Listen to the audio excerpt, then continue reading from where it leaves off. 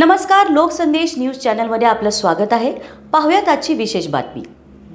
कात्रजमधील wonder city झोपडपट्टीतून अपहरण करण्यात आलेली 2 वर्षांची चिमुरडी पुणे पोलिसांच्या सतर्कतेमुळे अवघ्या काही तासात सुखरूप सापडली आणि या प्रकरणात 5 जणांच्या टोळीला अटक करण्यात आली असून त्यांनी चिमुकलीचे अपहरण केवळ भीक मागण्यासाठी केल्याचं धक्कादायक वास्तव तपासात समोर आलं आहे। 26 जुलै रोजी सकाळी फिर्यादी धनसिंग काळे यांनी आपल्या मुलीच्या अपहरणाची तक्रार भारती विद्यापीठ पोलीस ठाण्यात दिली होती। तपास सुरू करताच पोलीस आयुक्त अमितेश कुमार यांच्या सूचनेनुसार विशेष तपास पथक तयार करण्यात आलं। कात्रज ते पुणे स्टेशन दरम्यान 140 CCTV फुटेजची तपासणी करण्यात आली। या तपासातून आरोपी तुळजापूर जिल्हा धाराशिव येथे असल्याचं समोर आलंय।